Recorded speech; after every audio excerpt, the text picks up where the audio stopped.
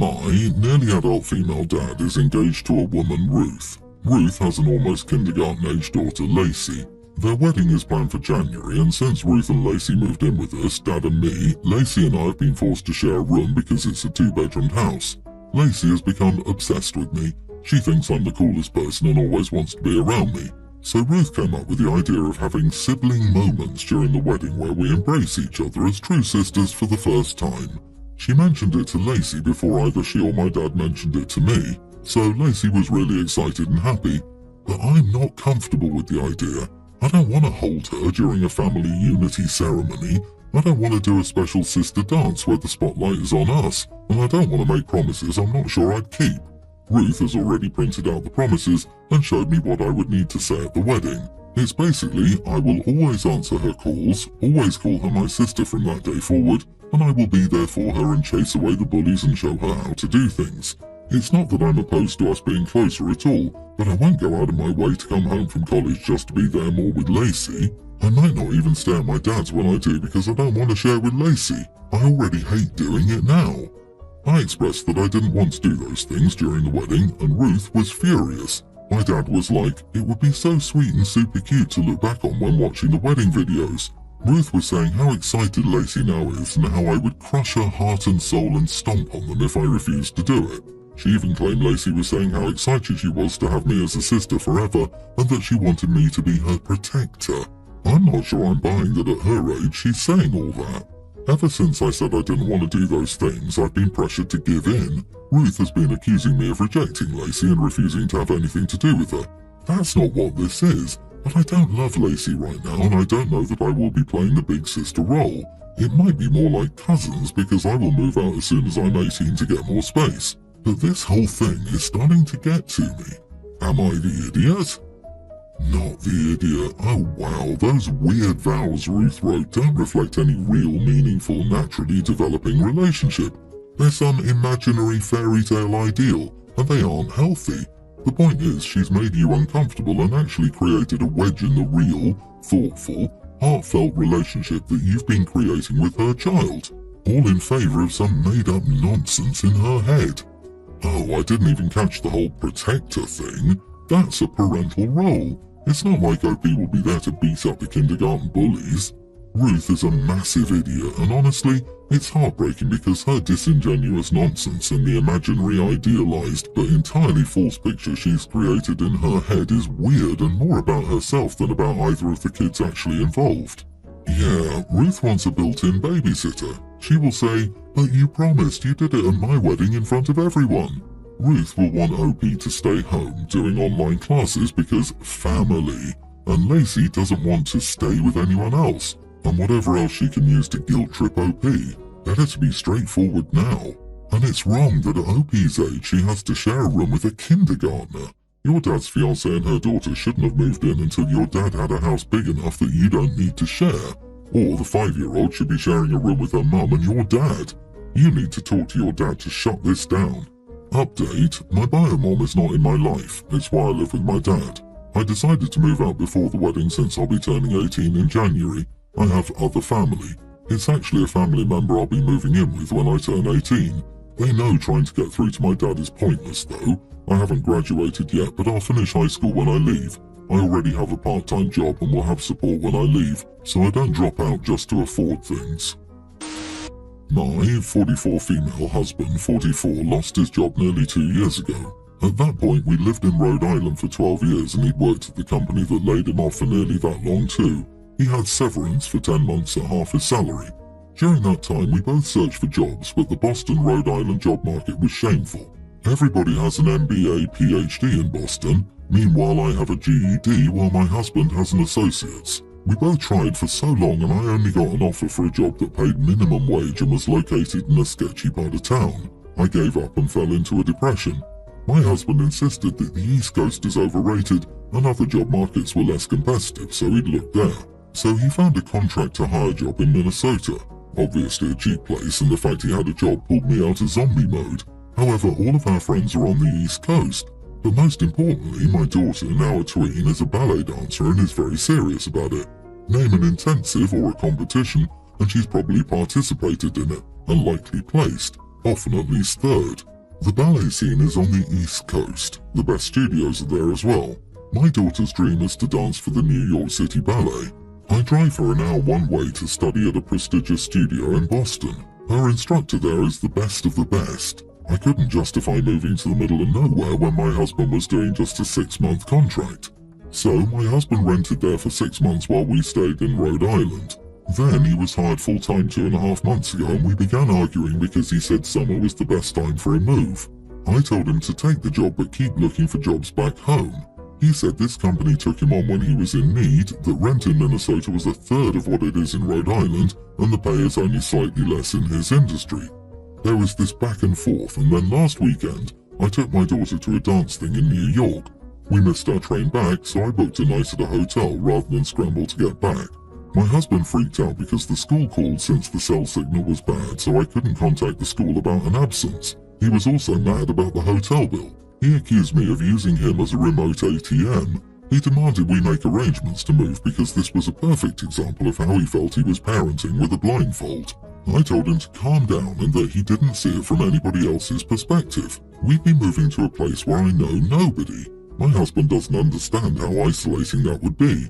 I try to FaceTime him whenever possible, but my husband admits that he wants me here partly because he wants to have intimacy again. We're in a bad situation now, but I feel like I'd be a bad mom for uprooting my daughter from dance because of essentially his urges and parenting insecurities on my husband's end. Am I the idiot? So, your husband is busting his hump trying to support the family, and you're doing diddly squat except complaining and spending money you can't afford. I'm embarrassed for you and I feel awful for your husband. You are the idiot. Hopefully wife number 2 will bring more to the table because she certainly can bring less. I really hope this comment digs into her brain. On top of all that, I saw you mention how isolating moving somewhere new can be. Think about how isolating it is for him to have a daughter and a spouse living in another state. Consider that you aren't the only person in the marriage. You need to move. You're using your daughter's passion for dance to dig in your heels. You wouldn't have the money for dance if your husband hadn't taken the job. It sounds like you sent your husband away to make money so you and your daughter can carry on living the ballet dream, which isn't right, and it's not wrong that someone wants their spouse and child to live with them. Think how isolated he feels. You need to figure this out before you lose your marriage. My husband has 2 daughters, 19 and mid-teens, from his previous relationship. He only sees them once or twice a week on his days off. He can't see them often because of his work schedule. When they come over, they usually stay for a short time, eat dinner or lunch, and talk with their dad. Sometimes they go out for a couple of hours. The problem is they don't respect my kids and me, and the younger daughter constantly steals from our home. I wouldn't mind if they just didn't want a relationship with me, but they constantly disrespect me and insult me when I enter the room. They've insulted me for not working. I have a job but just recently had a baby and make jokes about how I'm using their dad for money. I make more money than him. I have 2 sons from a previous relationship, pre-tween and tween, which they insult because they think my sons are too dumb to understand what they're saying. Yet they understand clearly and are hurt by it. I've talked to my husband about this, and he says it's all just jokes and that he acted like that to his siblings. I've spoken to them about it and they told their mom, who argued with my husband about it. The younger daughter also steals. She'll say she's going to the bathroom and then enter the bedroom and take some cash. I've caught her doing this multiple times. My husband will make her give it back and then give her money from his own wallet. When I tried to talk to her about it, she told her mom, who again argued with my husband. We've gotten locks for our rooms, but she's just stolen other stuff instead. My kids avoid going to the kitchen or living room when the girls are over, and I'm tired of worrying that something is missing. I told my husband that he could spend time with the girls outside the house, and if he brought them over, I'd just take the kids and leave them until they were gone. My husband called me childish, and my mom said making him do that for me was unfair. Am I the idiot? Not the idiot for trying to protect your house and kids, but if you're going to leave the house, I'd install cameras. I wouldn't tell them that, but I would let them all know you'll be filing a police report if anything else comes up missing. But you and your husband need therapy ASAP, because this cannot continue. Why is he okay with his kids stealing? It's not a joke if everyone isn't laughing. Why is he okay with dismissing your feelings and that of innocent little kids? The age gap between those teenagers and your elementary schoolers is too big for jokes, and you've already told him you and your kids aren't okay with the jokes. It doesn't matter what he used to do with his siblings, unless there's some missing context here, like you're the affair partner. But even so, ultimately you have a husband problem. Might not be so black and white.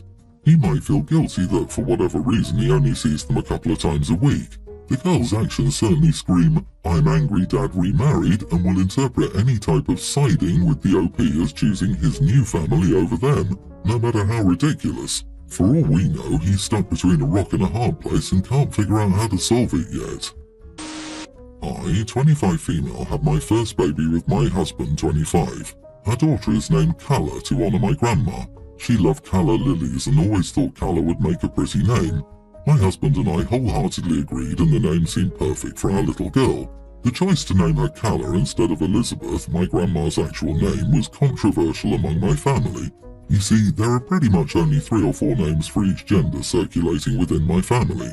Everyone is named after everyone, always the same first name and usually last. It's a pain in the butt, not something my husband or I wanted to keep up. My grandma even hated it. My grandpa was a very domineering man, and he chose to name their kids names that already existed in his family. She had zero say and she hated it. I remember complaining to her one day that I hated sharing my name with 4 other family members I saw all the time. She told me every person deserves their own name, and she never liked how our family had to all have the same names. This is when I also learned how hard my grandpa was on her. He treated her like crap and made decisions for her when they were married, which was pretty much pressured by their families. She was the one who told me about honour names being more special if you don't use the actual name but something about the person or what they loved. So maybe a virtue name based on a virtue for the loved one or their favourite flower or plant, a place they loved or their birth month or stone. We lost her 2 years ago and it was awful. My husband adored her too, and she adopted him as a grandkid when we were kids. He and I were best friends before we became boyfriend and girlfriend. For us both, it made sense to honour her, and doing it how we felt was better and how she felt was better. My family has already pushed the idea that we were wrong to name her something weird that is not Elizabeth, and they say I shouldn't say we honoured Grandma. I never asked for their opinions, but they gave them and wouldn't stop giving them and insulting the choice we made. So I snapped and told them my daughter's name is none of their business, so they should keep their unwanted opinions to themselves. They told me there was no need to be rude and that I should be willing to hear honest feedback from people who love us. They claim naming is very much a family business and I should also know and respect that. Am I the idiot? So not the idiot. Calla is a beautiful name and you should be able to honour the grandmother you loved any way you want. She's your daughter, not your family's. She's the one who has to live with the name, so good on you for not letting them push this bizarre naming is a family business narrative on you. Naming babies is not family business. What the heck does that even mean? That is so stupid. You didn't name her anything offensive or anything, so they can keep their opinions to themselves. Why would you want 15 people named Elizabeth in your family? That's just confusing.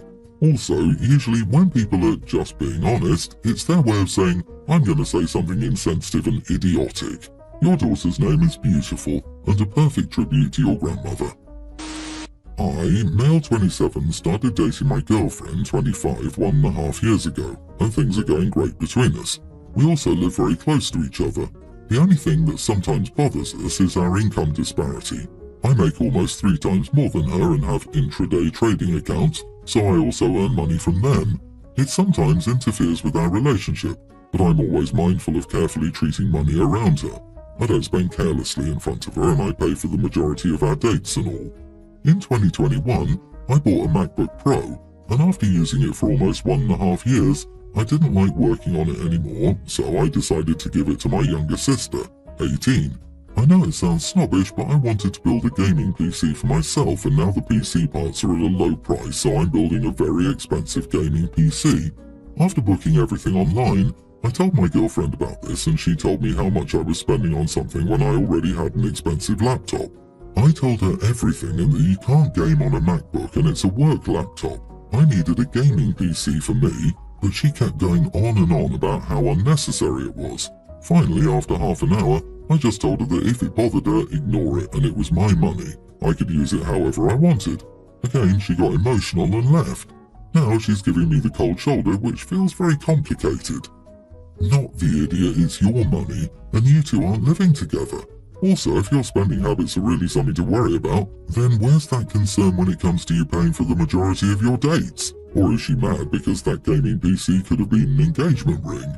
It seems a bit unfair that you can pay for most of your dates without a problem, yet buying something for yourself is suddenly something worth scrutinizing. I second this. I'm sure she never complained during any dates you paid for, lol. She's probably worried you're taking that money from the dates fund.